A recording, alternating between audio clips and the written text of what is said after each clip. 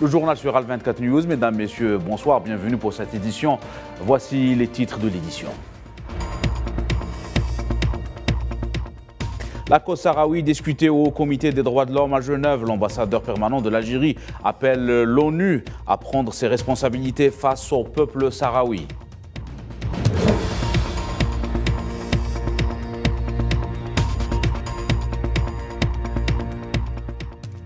Situation économique au Maroc, alors que la dette extérieure explose, le pays n'a d'autre choix que de s'endetter davantage pour pouvoir financer son budget.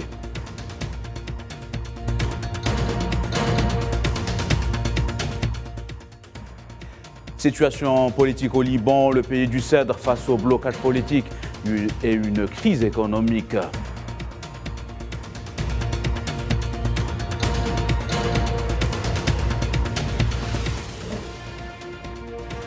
Dans un contexte d'escalade dans les territoires occupés en Palestine, le secrétaire américain à la Défense Lloyd Austin entame une tournée au Moyen-Orient.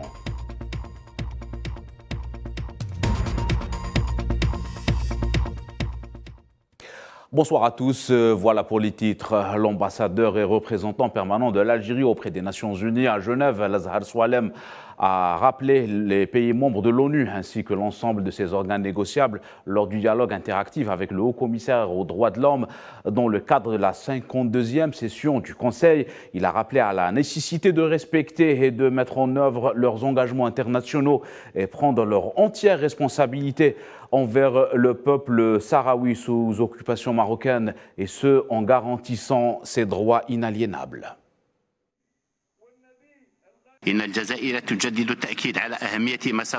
L'Algérie renouvelle ce qui a été déclaré par le Conseil de sécurité et la Cour de justice internationale concernant le Sahara occidental occupé par le Maroc. Tous considèrent que ce conflit est une question de décolonisation qui ne peut trouver d'issue que par le processus d'autodétermination. À cet effet, nous appelons le pays, le Conseil, les mécanismes et la Haute Commission au respect de leurs engagements internationaux et d'assumer leurs responsabilités vis-à-vis du peuple sahraoui sous occupation en garantissant ses droits non négociables.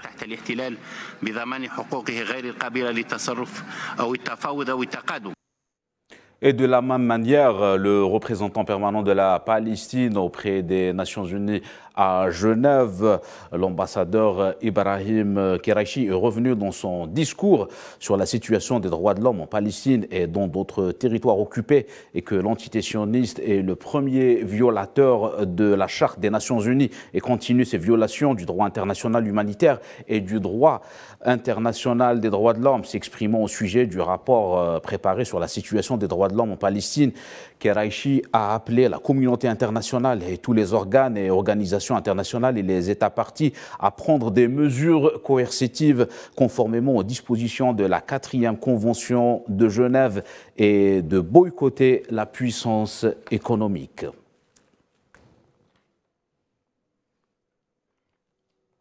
Question palestinienne toujours. 6 États européens, entre autres l'Allemagne et la Grande-Bretagne, ont appelé le gouvernement d'occupation à revenir sur sa décision de légaliser les colonies israéliennes en Cisjordanie occupée.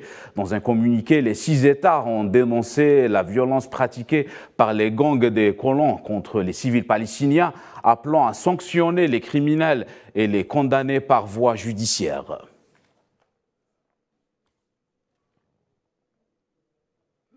Le Maroc, qui fait face à une situation budgétaire alarmante depuis près de 3 ans, vient d'émettre un emprunt obligatoire extérieur pour un financement à hauteur de 2,5 milliards de dollars selon les sources marocaines et de 4 milliards de dollars selon d'autres. Rappelons que le pays est actuellement criblé de dettes sous le poids des importations d'énergie et de produits de première nécessité. La dette est estimée par le Haut Commissariat au plan marocain à plus de 83% du PIB en 2023.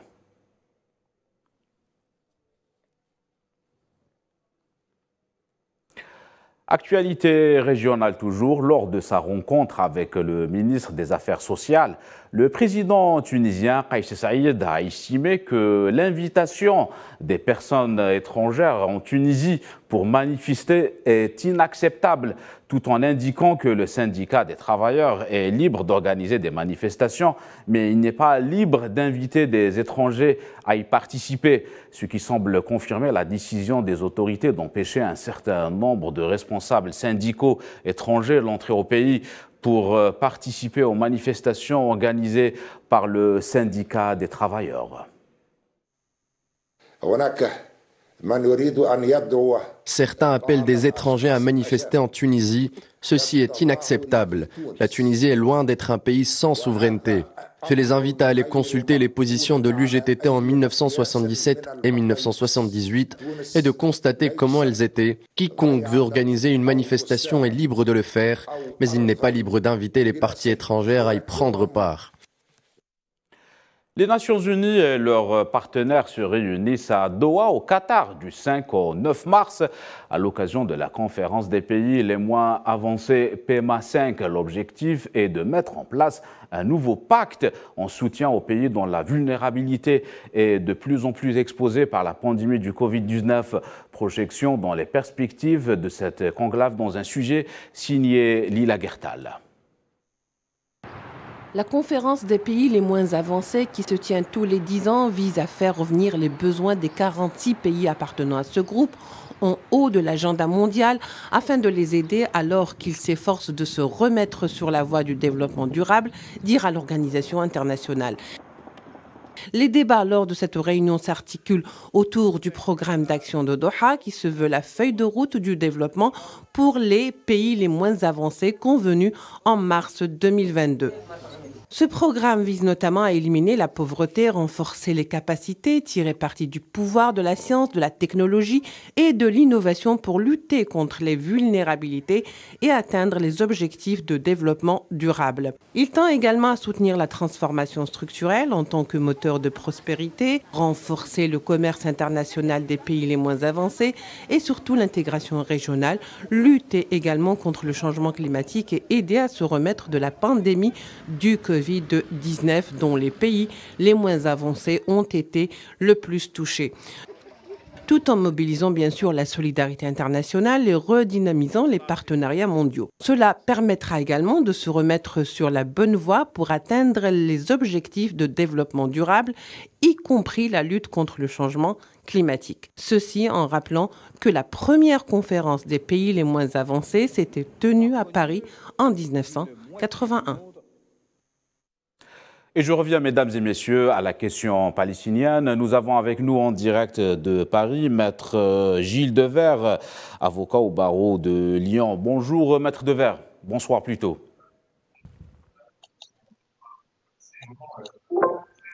Bonsoir, Maître Devers. Vous m'entendez?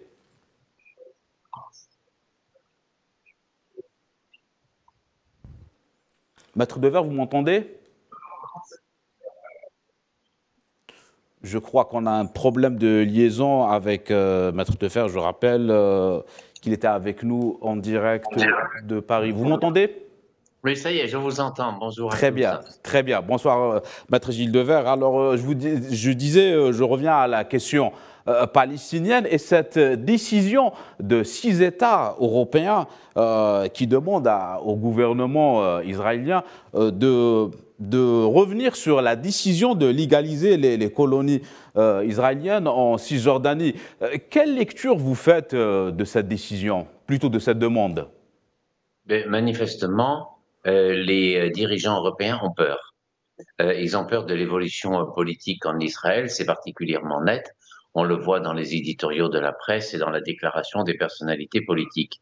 Parce qu'il a toujours été défendu qu'il fallait soutenir aveuglément Israël, parce qu'Israël menait les combats de l'Occident et défendait les intérêts des puissances occidentales, et que la ligne de combat qu'il pouvait y avoir en Palestine protégeait finalement l'Union européenne, premièrement. Et deuxièmement, ils ont développer en tant que pouvoir démocratique et bourgeois, on peut les appeler comme cela, une ligne de contestation très forte contre ce qu'on appelle l'illibéralisme, c'est-à-dire ces pays européens dans lesquels on dit, vu que j'ai la majorité, je fais ce que je veux. Ils ont pris des sanctions très dures contre eux, en particulier la Hongrie, la Pologne a dû concilier beaucoup de choses. En tout cas, c'est un enjeu majeur actuellement des dirigeants européens de dire comment maintenir les principes de la démocratie, qui ne sont pas simplement le vote, mais le respect de l'état de droit. Et là, ils ont le spectacle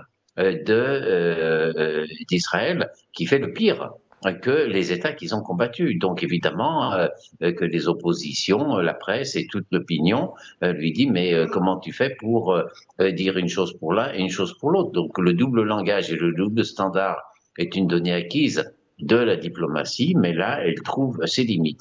Et par ailleurs, je pense qu'il y a une certaine peur que s'écroule l'idée de deux États qui est très forte dans les conceptions diplomatiques européennes. Donc effectivement, cette violence, cette absence de retenue crée la peur dans les diplomaties européennes. En parlant de diplomatie, maître Devers, aujourd'hui, il y a eu la réunion du Conseil des droits de l'homme à Genève, en pleine escalade dans les territoires occupés palestiniens. Comment vous évaluez la réaction de la communauté internationale ?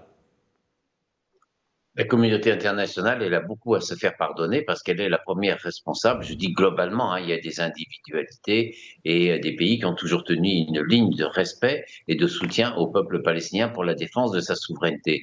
Mais où que vous regardiez dans l'histoire, la communauté internationale, c'est une série de trahisons du peuple palestinien et c'est même une série de dénis de l'existence même du peuple palestinien. Donc actuellement, la violence israélienne et le fait que tout le monde redoute des incidents majeurs vu la violence de ce que l'on voit en Cisjordanie et l'absence de retenue des ministres. Merci beaucoup, maître Gilles Devers. Elles sont impressionnantes. Hein. Merci beaucoup. Je rappelle que vous étiez avec nous en direct de Paris et vous êtes avocat et défenseur de la cause palestinienne. Merci pour cet éclairage. Et on revient à la réunion de Doha et à l'ouverture des travaux préparatoires de cette conférence. Le secrétaire général des Nations Unies, Antonio Guterres, a vivement critiqué ce samedi le système économique mondial qui profite, selon lui, aux seuls pays riches. Guterres a également appelé à en finir avec l'hypocrisie et à agir concernant cette situation. And for launching the program. Vos pays sont pris dans une spirale qui rend difficile l'accès au développement. Et je peux vous assurer que nous sommes parfaitement conscients des inégalités engendrées par notre système économique global et injuste. Nous sommes également déterminés à le changer par les réformes et les sources adéquates de soutien apportées aux pays les moins développés.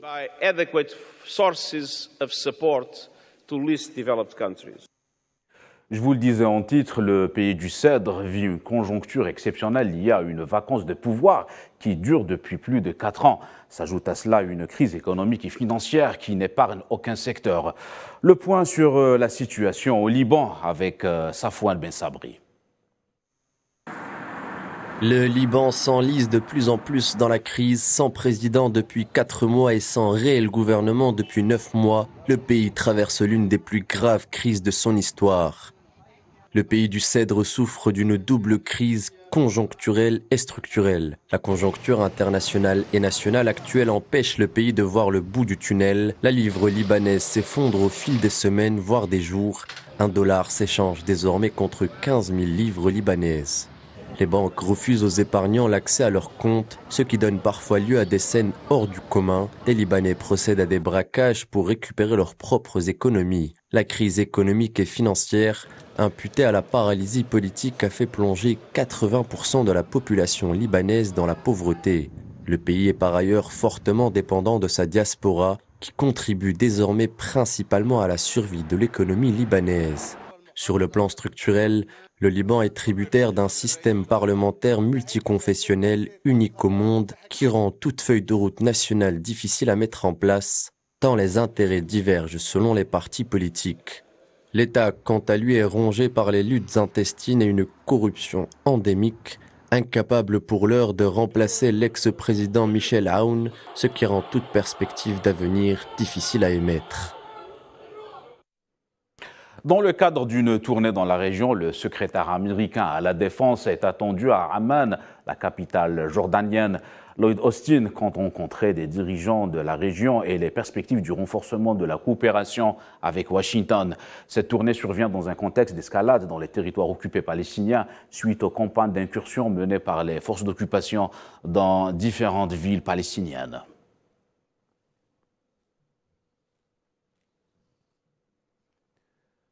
Le président américain Joe Biden a confirmé une nouvelle aide militaire de 400 millions de dollars à l'Ukraine. En plus de cet appui financier, Washington a annoncé l'envoi de munitions, notamment pour le système de roquettes HIMARS utilisé par l'armée ukrainienne. Biden a par ailleurs remercié son allié européen pour son soutien apporté à Kiev.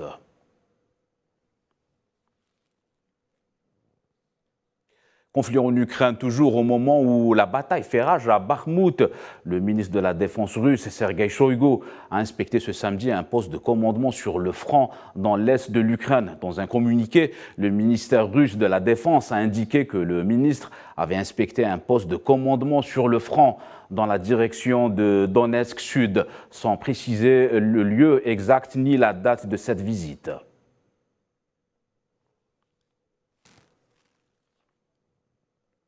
À peine quelques semaines sont passées suite aux graves séismes qui ont frappé la Syrie, causant plusieurs blessés pour la population locale et des dégâts matériels que la Banque mondiale chiffre désormais à 5,1 milliards de dollars selon l'institution de Bretton Woods.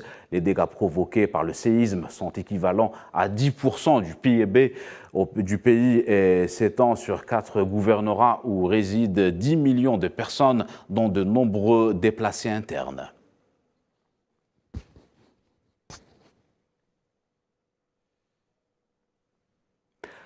Tournée du président français Emmanuel Macron en Afrique, en République démocratique du Congo. Plusieurs manifestants se sont opposés à cette visite et à la politique de Paris dans le continent. Les détails avec Tinina Al-Makassi. La politique française en Afrique pointée du doigt par les populations africaines et la tournée continentale du président Emmanuel Macron ne semble pas apaiser les esprits.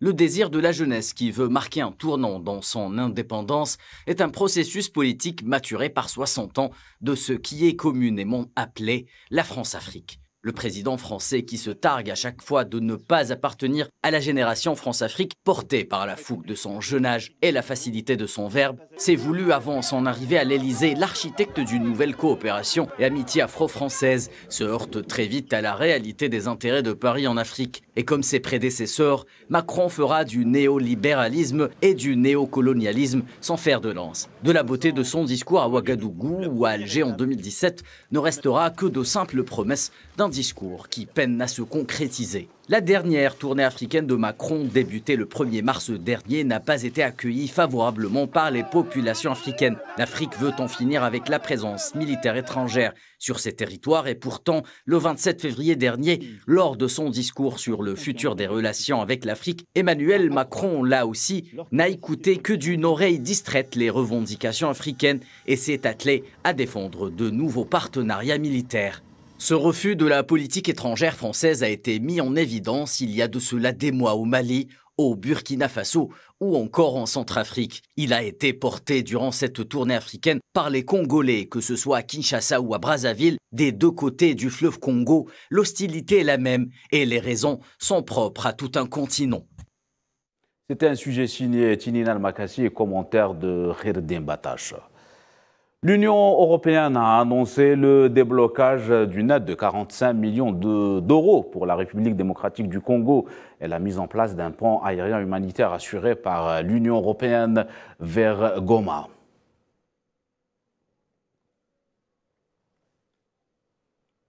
C'est la fin de cette édition. L'actualité continue sur Al24 News. Excellente soirée à tous.